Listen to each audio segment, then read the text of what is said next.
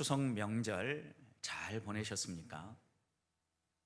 다른 때와는 달리 올해는 코로나19 때문에 자유롭게 친지들 그리고 또 성묘하는 것조차도 허락되지 않은 곳이 많았는데 여러분들 어떻게 지내셨습니까?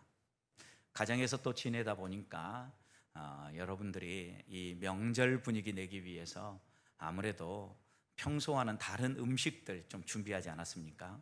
근데 명절 음식들 이렇게 보면 참 평소보다는 칼로리도 높고 좀 기름진 음식들이 있죠.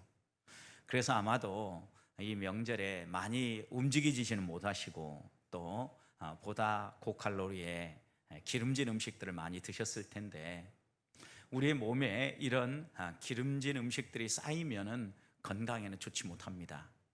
그래서 이런 나쁜 지방들은 빨리 몸에 쌓이기 전에 배출해야 된다 그러죠. 지난 주간 여러분 몸에 조금 쌓였으면 이번 주간 좀 걷기도 하시고 움직여서 이런 모든 것들을 좀 덜어내시기를 부탁합니다. 왜냐하면 건강해야 우리가 믿음의 길도 잘 갈 수 있고, 또 하나님이 원하실 때 기쁘게 우리의 마음, 또 우리의 몸, 우리 가진 것까지 헌신할 수 있지 않겠습니까? 이처럼 우리 몸에도 쌓여서 좋은 것이 있는데 쌓이면 좋지 않은 것들이 있죠. 믿음, 계속해서 쌓여가야 되겠죠. 사랑 역시 그렇습니다. 우리가 우리 안에 계속해서 품고 쌓아가야 될 것이 있는 반면에 좀 덜어내야 될 것들이 있습니다. 어떤 사람에 대한 미움, 또 불편한 감정, 또 다른 사람을 좀 공격하고 싶은 이런 욕망, 이런 모든 것들은 좀 덜어내야 되겠죠. 특별히 생활을 하다 보면 여러 사람과의 관계를 맺는데 홀로 살아갈 때에는 느끼지 못할 것이지만, 사람과 관계를 맺고 또 부딪히면서 이 세상에서 살아가다 보면 은근히 우리 내면에 쌓이는 스트레스가 있습니다. 그런데 이 스트레스가 좀 쌓이다 보면 이것이 화로 폭발하기도 하고, 또 여러 사람들에게 내가 불편하다는 것을 다양한 방법으로 드러내기도 합니다. 그래서 예전에는 이렇게 화를 내는 것이 옳지 못하다라는 사회적 분위기가 있어서, 특별히 가정에서 아내분들 이렇게 화가 나도 꼭꼭 누르고 있지 않으셨습니까?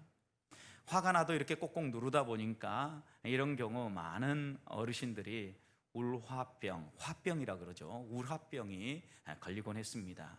근데 요즘은 이렇게 화를 쌓아두기보다는 자기에게 화가 생기고 분노가 생기면 이것을 그냥 즉각적으로 표현해 버리는데, 이런 화를 좀 조절하면서 표현하면 그래도 괜찮지 않겠습니까? 그런데 이게 조절되지 아니하고 화가 표출되다 보니까 분노 조절 장애라는 이런 질병이 있는 것처럼 많은 사람들에게, 불특정 다수에게 묻지마 폭행을 하고 묻지마 살인을 하는 이런 시대가 되어버린 겁니다. 여러분 생각해 보십시오. 화는 분명히 우리에게 피해갈 수 없는 길입니다. 인간관계를 맺다 보면 나름 쌓이는 스트레스가 있고, 또 내 마음에 들지 않는 것들 때문에 이렇게 폭발하기도 하는데, 그럴 때 우리가 어떻게 이 화를 조절해야 될 것인가, 이것이 오늘 고린도 교회 안에 있었던 문제이고 오늘을 살아가는 우리들도 똑같이 가지고 있는 문제입니다.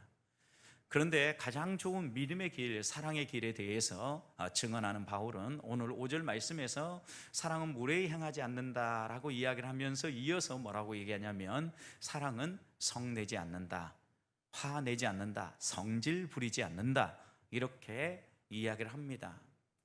그렇다고 하면 우리가 이 땅을 살아가면서 정말 화를 내지 않고 살아갈 수 있을까요? 어떤 사람은 화를 내면서 이렇게 얘기를 합니다. 나는 뒤끝이 없는 사람이라고. 지금 화는 이렇게 내고 나지만 끝나고 나면 깨끗이 잊어버린다고. 그런데 여러분, 화를 이렇게 내면 화를 받는 상대가 있지 않겠습니까? 그래서 화를 내는 사람 입장에서는 큰 문제가 없겠지만 그 화의 대상이 되는 사람에게는 상처가 되어진다는 겁니다.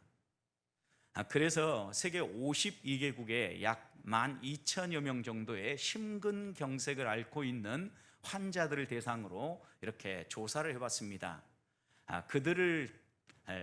그들에게 물었던 질문 가운데 하나가 화가 그들의 이 심근경색과 어떤 연관이 있는지를 물었던 겁니다.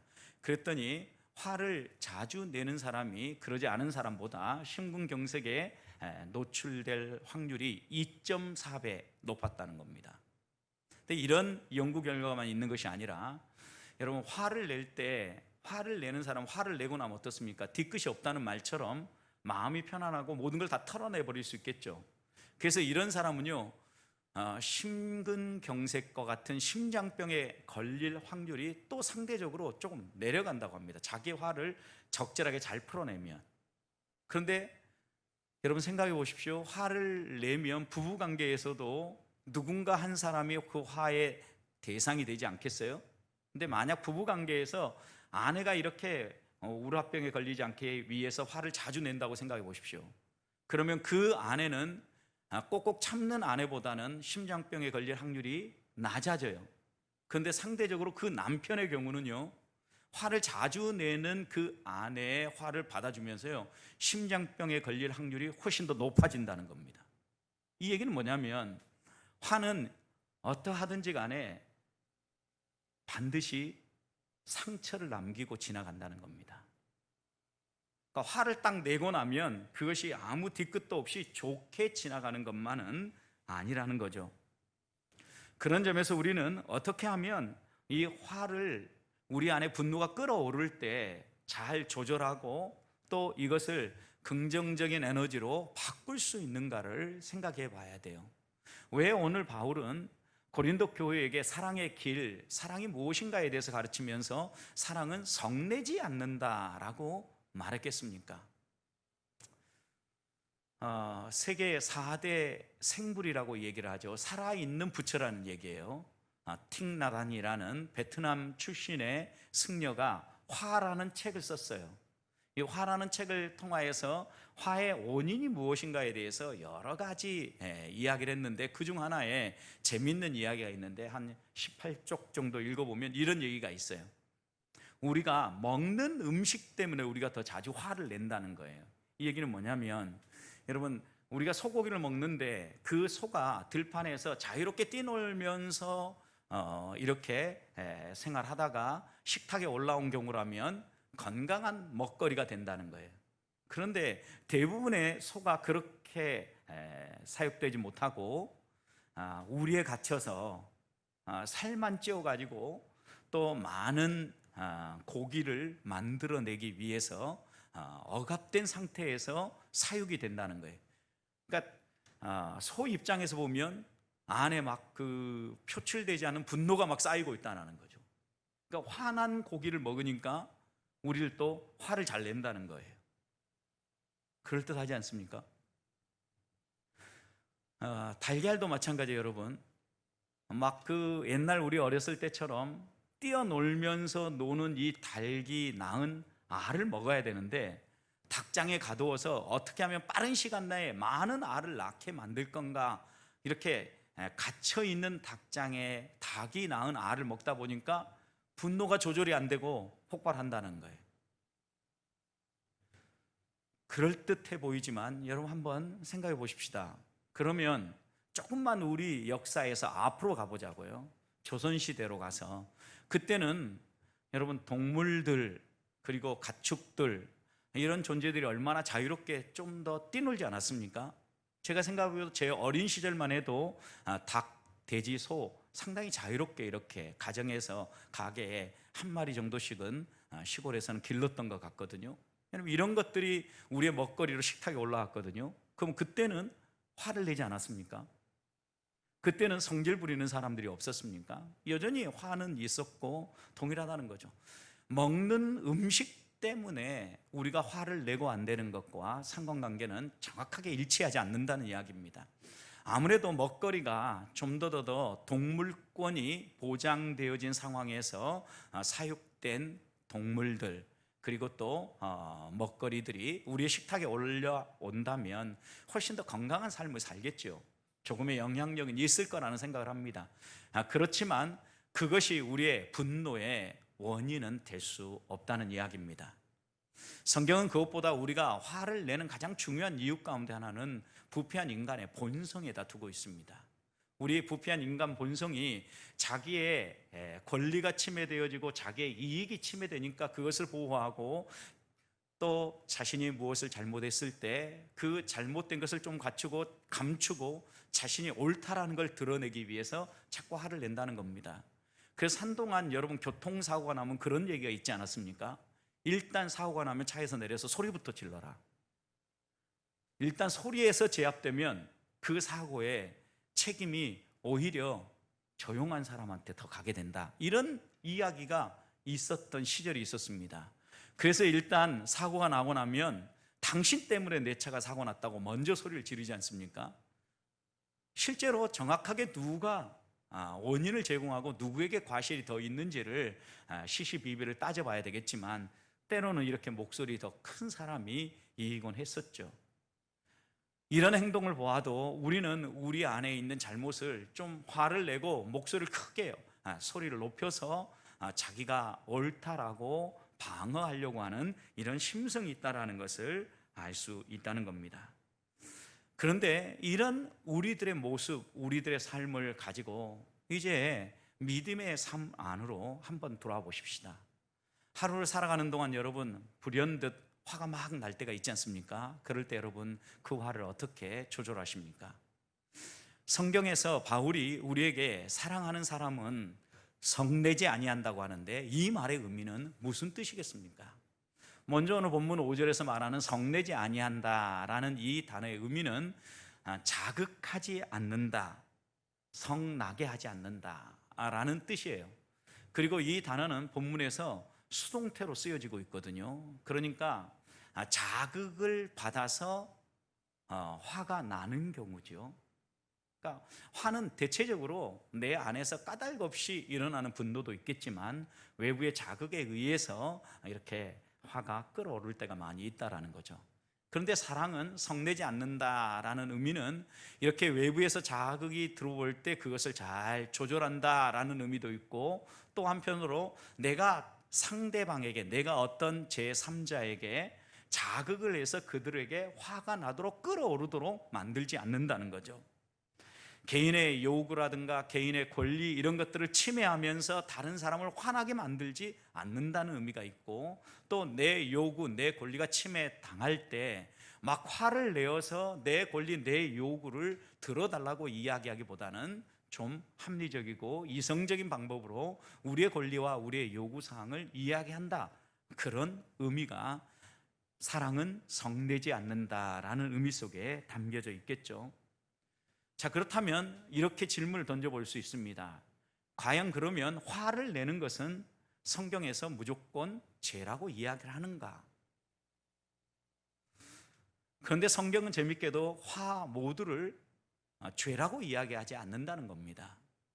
왜냐하면 바울은 에베소서 4장 26절에서 분을 내어도 죄를 짓지 말라라고 이야기를 합니다. 여러분, 분을 내어도 죄를 짓지 말라. 그러면 분을 내는 것과 죄를 짓는 것이 일치하지 않는다는 거죠. 분을 내면서도 죄를 짓지 않을 수 있다라는 거죠.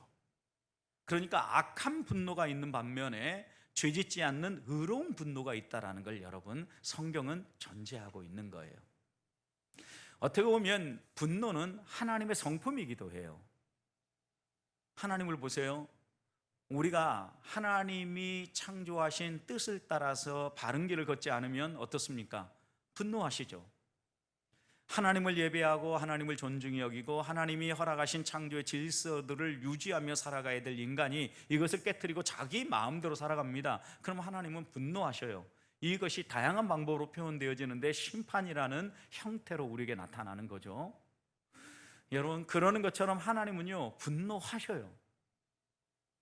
그런데 하나님의 형상을 따라 지음받은 우리들도 바로 이런 분노가 있다라는 거예요. 그런 점에서 분노 자체가 옳으냐 그르냐라고 이야기한 것은 어리석은 판단입니다. 그래서 우리가 분노를 할 때 이것이 악한 분노인가 옳은 분노인가를 분별할 수 있어야 됩니다.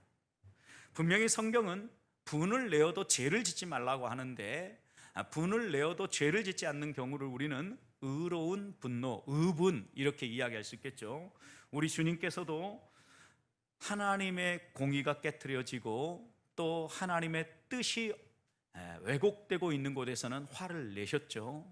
예를 들면 기도하고 하나님을 예배해야 될 공간인 성전 예배당이 장사하는 사람들의 장소로 변질되어졌을 때 그 장사꾼들을 내어 쫓으면서 화를 내셨어요. 또 예수님 당시의 종교 지도자들, 바리새인, 서기관 이런 사람들이요, 종교 지도자답게 가르치는 대로 살고 또 모범을 보면서 살아야 되는데, 입술로는 말로는 잘 가르치지만 속은 달라서 자신들의 이익을 추구하고 겉과 속이 다른 행동들을 했을 때 그들을 향해서 화를 내면서 책망하셨죠. 뭐라고 말씀하셨습니까? 해치는 무덤 같은 사람들이라고 이야기를 했고 독사의 자식들이라고 이야기하지 않았습니까? 여러분, 이런 모습들을 보면 우리 주님께서 화를 내시는 경우, 의로운 분노를 내시는 경우는 하나님의 대의가 꺾이고 또 하나님의 뜻대로 살아가지 아니하고 이 세상에서 그릇된 길을 걸어가는 것을 보면서 이것을 바로잡기 위해서 화를 내셨다라는 겁니다. 성경에서도 이렇게 하나님의 뜻을 따라 믿음의 길을 걸어간 사람들이 화를 내는 경우도 찾아볼 수 있지 않습니까? 모세가 하나님이 언약한 이 언약의 말씀 십계명을 받기 위해서 시내산에 올라갔을 때 더디 내려오는 걸 보면서 이스라엘 백성들이 금송아지를 만들어서 우상 숭배했죠. 그때 모세가 내려오면서 어떻게 합니까? 화를 내죠. 무엇 때문에요? 그들이 하나님을 예배하고 하나님을 바라봐야 되는데 우상을 세우고 우상을 향하여서 하나님이라고 이야기하면서 경배하는 걸 보면서 화를 냅니다. 또 여러분, 우리가 여러 가지 성경의 예들을 보면 정당한 의미에서 이렇게 화를 내는 경우가 있어요. 그 경우들은요, 자신의 욕심을 채우고 자신의 필요를 채우기 위해 내는 화라기보다는 하나님의 뜻을 이루고 하나님의 영광, 하나님 나라, 하나님의 다스림이 이 땅에 시행될 수 있도록 화를 내는 경우입니다. 그런 점에서 우리가 성내지 않고 오늘 본문 바울이 이야기하는 사랑의 길을 걸어가기 위해서는 성경이 정확하게 금하는 분노가 무엇인가를 알아야 되지 않겠습니까? 우리가 하나님의 뜻을 이루고 이 땅에서 여러 사람들, 공익이라고 이야기하죠. 공동체 유익, 이것을 이루는 일을 위하여서는 우리가 어떻게 해야 됩니까? 화를 내야 합니다.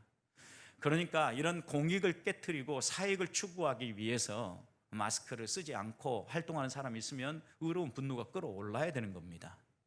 또 우리 국민들이 자유롭게 생활할 수 있는 날을 기대하면서 다 같이 방역 수준에 맞추어서 행동을 하는데 자기만 좀 더 편하겠다라고 생각을 하고 자기 하고 싶은 대로 행하고 방역 수칙을 깨트리는 사람이 있으면 이런 사람들 어떻게 해야 됩니까? 자신들의 개인의 목적을 달성하기 위해서 행동하는 사람들을 위해서는 의로운 분노를 끌어올려야 되는 거죠.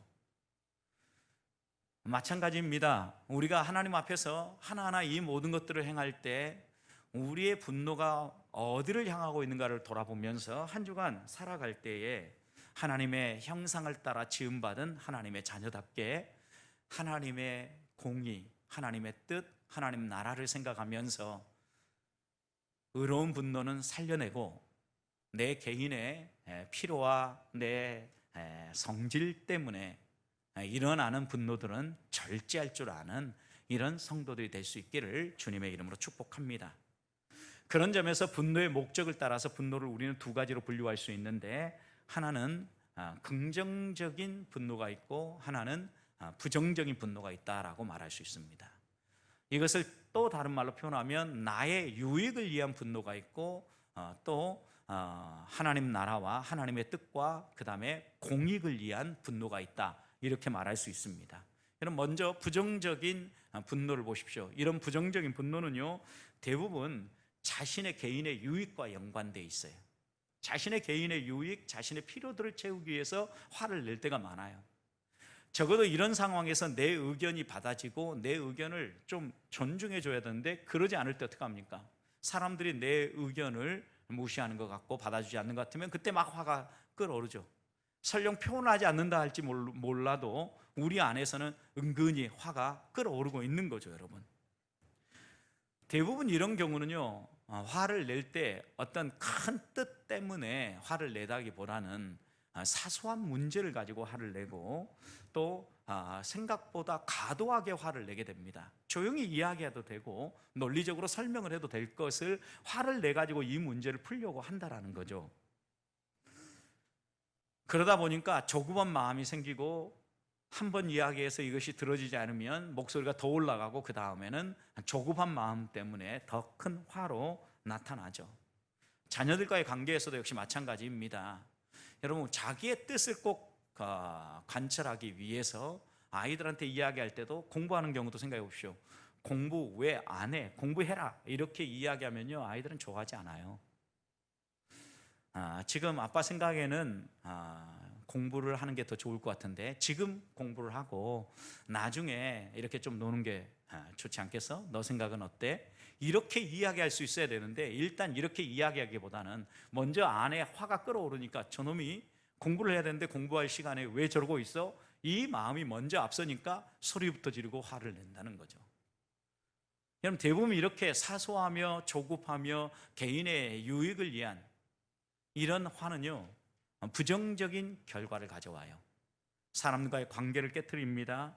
그리고 사람들을 넘어지게 만듭니다. 마음에 상처를 입힙니다. 그리고 그 사람이 힘있게 미래를 향하여서 나아갈 길을 꺾어버립니다. 그런 점에서 이런 부정적인 분노는 우리가 꼭 절제하고 피해야 될 것입니다. 그러나 긍정적인 의미에서 분노는 방금 전에 설명한 것처럼 의로운 분노와 같은 것입니다.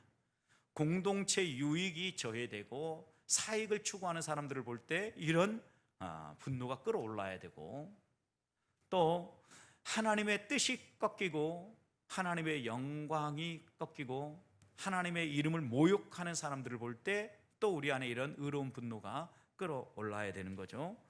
긍정적인 의미의 이런 분노는요, 사람과의 관계를 바로 맺어줄 뿐만 아니라 하나님과의 관계도 바로 맺어주고요, 더 나아가서요, 넘어지는 사람을 붙잡아 일으켜줄 뿐만 아니라 깨어진 관계까지도 회복하는 이런 효과가 있어서 앞으로 나아갈 미래를 더 활짝 열어주는 효과가 있다라는 것입니다. 그래서 성경에 보면요, 화가 났을 때 그 주변에 어떤 사람이 있고 또 어떤 역할을 해주냐에 따라서 그 사람의 인생이 완전히 달라지는데, 열왕기하 5장에 보면 나만 장군에 대한 이야기가 있죠. 자기 집에서 일하는 한 소녀가 이스라엘의 엘리사라는 선지자에 가면 주인의 이 나병도 고칠 수 있다라는 정보를 주죠. 그래서 이 나만 장군은 자기의 이 나병을 고치기 위하여서 엘리사 선지자를 찾아가죠. 그런데 엘리사 선지자를 찾아가서 이야기를 하는데요, 선지자는 나와보지도 않고 요단 강물에 가서 7번 씻으라는 말만 하고 끝납니다.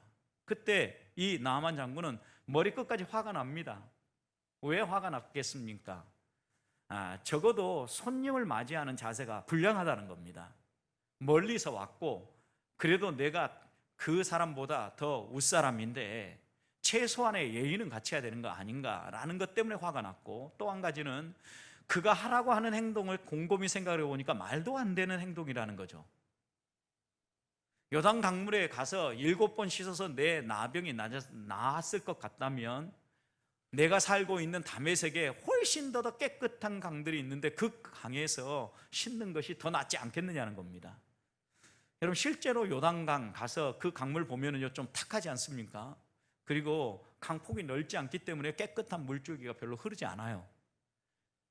그런 강물에 들어가서 몸을 씻는다는 것, 아마 나병 환자, 피부병 환자로서는 더 끔찍한 생각일 수 있습니다.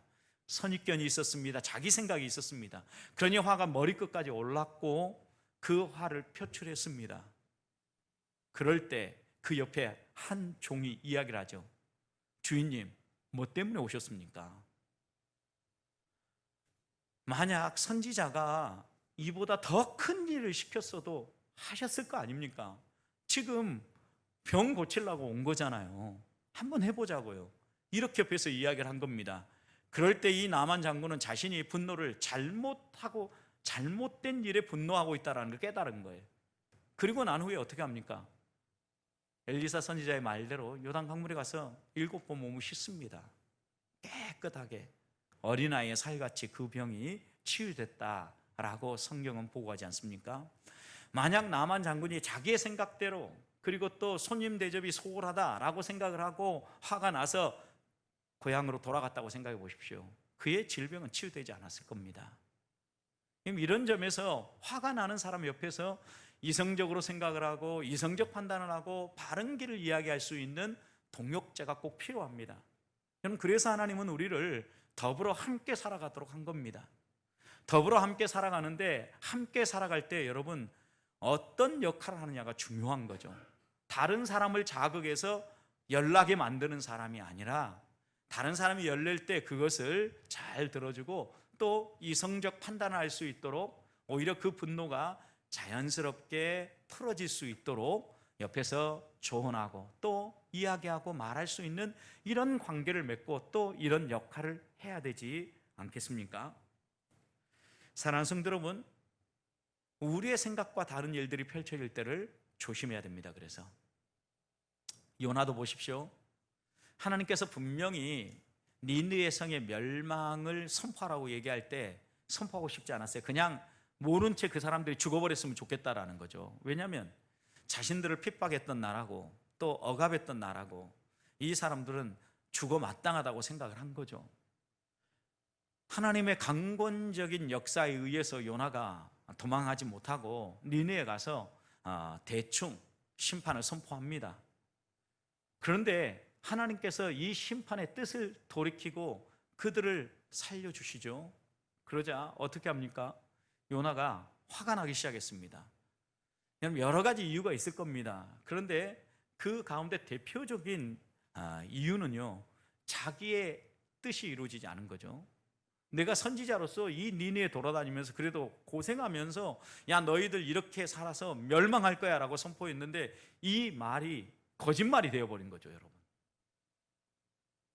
하나님이 이들이 회개하고 용서를 구하는 것을 보고 긍휼히 여겨서 심판의 뜻을 돌이키신 거죠. 이렇게 자기의 생각과 다른 일들이 펼쳐진 것에 대해서 심지어 하나님조차도 마음에 들지 않은 거죠. 하나님조차도 내 뜻, 내 생각에 따라서 움직여야 된다고 생각한 거예요. 그래서 하나님이 이런 결정을 하고 니느웨를 용서하고 회복시켜 주시자 요나가 요구하는 건 무엇입니까? 요나서 4장 1절 이하를 보면은요, 차라리 저 죽여주십시오. 이제 뭐 저 더 이상 살고 싶은 마음 하나도 없습니다. 죽고 싶습니다. 이렇게 얘기를 하죠. 막 화가 끌어올라서 죽여주세요라고 얘기하는 그를 향하여서 하나님이 하신 말씀이 무엇입니까? 요나서 4장 4절, 내가 이렇게 성냄은 어찌미냐 이랬어요. 너 뭐 때문에 이렇게 열받아가지고 화를 내고 있느냐? 그러면서 박농쿨을 준비해서 그를 깨우치시죠. 박농쿨이 그의 머리 위를 가려서 그늘을 만들어주고 시원하게 해줬을 때는 너무 좋아했는데, 햇볕이 쪼여가지고 벌레가 이 박농쿨을 갉아먹고 그늘이 사라질 때 막 화를 냅니다. 여러분, 이런 박농쿨 하나에도 그는 화를 내는 걸 보면서 하나님 이렇게 얘기하죠. 니네에 앞을 분별하지 못하는 어린이들이 있고 또 동물들, 가축들이 얼마나 많냐. 실제로 정말 자신들이 큰 죄를 짓지 아니하고 스스로 멸망을 당한 그들을 생각하면 그들에게 긍휼을 베풀어 주는 게 옳지 않느냐. 하나님의 마음은요, 화를 내시는데 그 화가 심판의 칼날이 되어져서 모두를 멸망시키는 게 목적이 아니고요, 이 화를 통하여서 경계를 받고 회개하고 돌아오기를 하나님은 원하시는 거예요. 여러분, 그래서 분노의 긍정적인 효과 가운데 하나가, 누가 화가 나면 어떻습니까? 일단 왜 그런지 하고 눈치를 살피죠. 가끔 집에 아이들이 둘이 있다고 하면 큰애는 뭣도 모르고 부모에게 혼나는데 둘째는 가만히 보고 있다가 지금이 어떻게 할 것인가, 이 분노를 어떻게 피해갈 것인가 생각을 하고 잘 피해간다고 하지 않습니까? 여러분, 그런 점에서 긍정적인 효과도 있어요. 왜냐하면 분노가 이렇게 끌어오를 때에는 야, 이럴 때는 어떻게 해야 될 건가? 하나님의 분노, 하나님의 심판 앞에서 우리가 어떻게 해야 돼요? 내 자신을 살피고 내 행동을 돌아보고 어떻게 살아야 될 건가 결정해야 되는 거죠. 우리가 이런 것처럼요, 하나님 앞에서 우리들이 우리의 생각을 주장하고 우리의 뜻대로 모든 것을 이루어가기 위해서 화를 내고 성질 부릴 게 아니라, 화가 나는 일들이 있을 때마다 다시 한 번 더 하나님 앞에서 하나님의 뜻은 무엇인가를 살피면서 우리의 분노를 좀 조절하고, 이것이 악한 분노인가 아니면 하나님이 원하시는 의로운 분노인가를 살피면서 조절해 가야 하겠습니다. 그럴 때 우리 안에 사랑의 길이 열리는 거죠. 자, 그런데 마지막 한 가지 더 다루고 싶은 것은요, 우리가 살아가면서 여러 사람과 만나기 때문에요, 이 분노가 피할 수 없는 일이라는 겁니다. 자, 피할 수 없다 그러면 화가 날 때 그 화를 긍정적으로 풀어낼 수 있는 가장 좋은 방법은 무엇일까요? 분명히 나에게 자극해서 화가 나게 만드는 사람이 있을 텐데, 화가 나는 일이 있을 텐데, 그 일을 만들어낸 사람에게 찾아가서 그걸 이야기하라는 겁니다. 제일 좋은 것은요, 내가 이 일 때문에 화가 난다, 좀 이런 일들을 하지 않았으면 좋겠다라고 이야기를 하라는 거죠. 그래서 야고보 사도도 야고보서 1장 19절과 20절에서 우리에게 권하는 게 있죠. 듣는 것은 너희가 빨리 듣되 말하는 것도 천천히 하고 성내는 것도 더디해라. 이유가 뭡니까? 사람이 성내는 것 자체가 하나님의 의, 하나님의 뜻, 하나님의 정의, 하나님의 옳음을 이루어낼 수 없다라는 거예요. 그러니까 성내는 것은 더디하라, 가능하면 피할 수 있으면 피하라라고 이야기하는 거거든요. 잠언 29장 10절에서도 11절에서도 어리석은 자는 자기의 노를 다 드러낸다는 겁니다. 그러니까 지혜로운 사람은요, 노를 다 드러내지 않고 그 노 가운데 이것이 해야 할 의로운 분노인가 악한 분노인가를 분별하면서 행동한다는 거죠. 잠언 16장 32절에서도 노하기를 더디하는 자는 용사보다 더 뛰어난 사람이다, 이렇게 이야기를 합니다. 여러분, 그러니까 성경에서 우리 안에 화가 일어날 때 이 화를 잘 조절하면서 적어도 화나게 만든 사람에게 가서 말을 하고 그 사람과의 관계를 풀어가라는 건데, 그래서 잠언 15장 1절에서는 이렇게 얘기합니다. 유순한 대답은 분노를 쉬게 한다. 여러분, 상대방에 가서 화가 나게 하는 일들이 있을 때는 이야기를 하고, 또 이런 이야기를 들었을 때 어떻게 해야 됩니까? 유순하게 대답하라는 겁니다. 이 유순하게 대답하라는 것은요, 상대방을 자극하는 말을 하지 말고 상대방의 문제를 제기하는 부분들을 들어주라는 거죠. 성경에도 그런 좋은 예가 있지요, 여러분. 창세기 32장에 보면 야곱 같은 경우 형의 복을 다 빼앗아가지고 외삼촌 집으로 도망갔죠. 그런데 외삼촌 집에도 있을 수 없게 되어졌어요. 그래서 다시 형이 있는 고향으로 돌아오는데 형을 만날 일이 얼마나 걱정이 됩니까?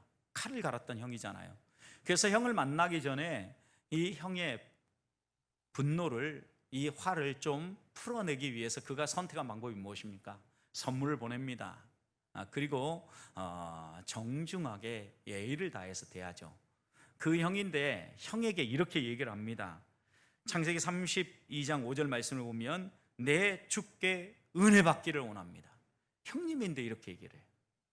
그러니까 대화하고 이야기를 할 때 유순하게 말한다는 의미를 다시 한번 생각해 봐야 돼요. 또 사무엘상 25장에 보면 여러분, 그 나발의 포도원 이야기가 나오죠. 다윗이 여러 사람들과 함께 피난하면서 사울의 공격을 피해 다닐 때였죠. 먹거리가 없었습니다. 그런데 이 나발의 포도원에 양식이 있다는 이야기를 듣고 소년 10사람을 보냅니다. 그래서 좀 음식을 구하죠. 그때 나발이 뭐라고 얘기합니까? 야, 나는 다윗이란 사람 듣보잡이다. 들어보지도 못한 사람이다. 그리고 요즘 이야기를 들어보니까 주인에게 해를 끼치고 돌아다니는 종들이 많다던데 혹시 그런 사람 아니냐? 이러면서요, 알지도 못하는 사람에게 나는 음식을 내어줄 수 없다라고 이야기하면서 다윗을 모욕합니다. 이것은요, 음식을 구하러 갔던 10명의 소년이 돌아와서 다윗에게 보고하는데 주인을 모욕합디다 이렇게 보고하거든요. 그러니까 다윗이 화가 머리끝까지 치밀어 오른 겁니다. 가서 무력으로 힘으로 양식을 빼앗아 온 것이 아니라 적어도 정중하게 요청하고 또 좀 도움을 구했는데 이렇게 반응하는 걸 보면서 군인들 400명을 건드리고 나발의 포도원을 쑥대밭 만들어 버려야 되겠다라고 공격하러 가죠. 이 소식을 들은 지혜로운 그의 아내가 이 다윗에게 막 달려갑니다. 무릎 꿇고 그리고 다윗에게 간청을 합니다. 우리 남편이 어리석어서 그렇습니다. 우리 남편 이름이 나발이잖아요. 나발이란 의미 자체가 벌써 미련하다는 의미인데 그러니 좀 봐주세요. 용서해 주세요. 이렇게 먼저 유순하게 그에게 납작 엎드려서 이야기를 하죠. 그리고 다윗이 요구했던 이 양식 충분히 제공해 드리겠습니다 라고 이야기를 하면서 그 다윗의 분노를 가라앉히죠. 그러면서 그가 한 얘기가 무엇입니까? 당신은 하나님이 쓰시는 도구이지 않습니까? 하나님이 당신과 함께 하시면서 당신을 생명싸게 보호하셔서 당신이 온수로부터 이길 수 있도록 지켜주실 겁니다. 이렇게 축복의 언어까지 나눠요. 여러분, 이게 유순한 대답이죠.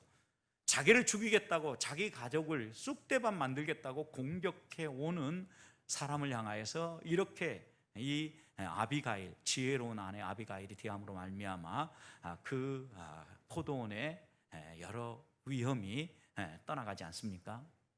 성도 여러분, 적어도 그래서 우리가 화를 날 때 그 사람에 가서 말을 해야 되고, 말을 할 때 유순하게 대답하는 관계, 이렇게 우리가 서로 인간관계를 맺어갈 때 성내지 아니하고 살아갈 수 있습니다.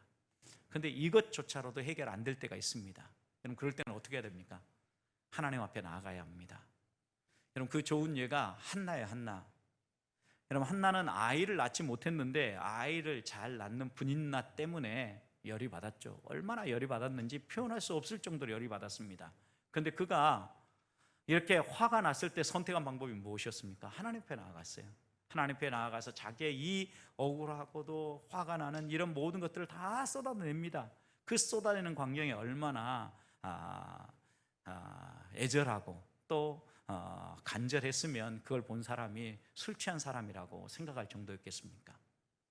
그런데 재미있게도 한나는 이렇게 기도하고 난 다음에 이 모든 분노를 싹 털어내요. 성경을 보면서 여러분 놓치지 말아야 될 것 가운데 하나는, 하나님께서요 한나의 기도에 응답해서 그의 품에 사무엘을 주었기 때문에 그 화가 풀린 게 아니에요. 여러분, 사무엘상 1장 18절 보면 이렇게 얘기하거든요. 이르되 당신의 여종이 당신께 은혜 있기를 원하나이다 하고 가서 먹고 얼굴에 다시는 근심빛이 없더라. 하나님 앞에 나아가서 간절히 기도하고 하나님이 어떤 분인가를 다시 한번 마음에 새기고 나니까 그 화가 끓어오르던 이 모든 것들이 깨끗하게 해결된 거예요.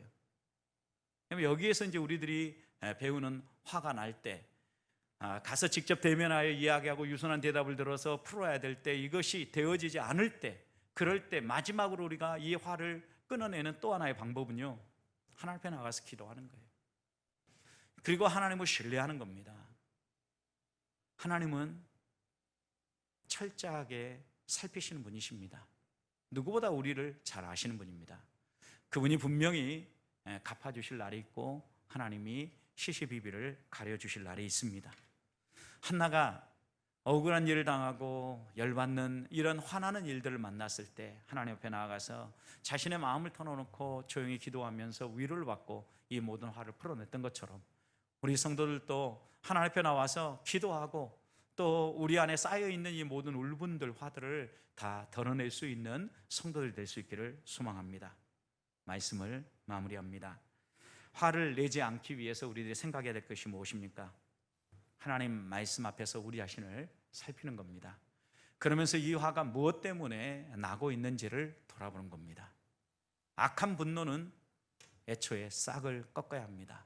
내 자신의 유익과 내 필요 때문에 나는 이런 화들은 내려놓고 대의를 위하여서, 하나님의 뜻을 위하여서, 그리고 또 공동체 유익을 위하여서 사익을 추구하는 사람을 보면서 나오는 화는 우리가 정당하게 표현하고 이야기함으로 공동체가 건강하게 서고 우리 사회가 건강하게 설 수 있도록 살아가야 되지 않겠습니까?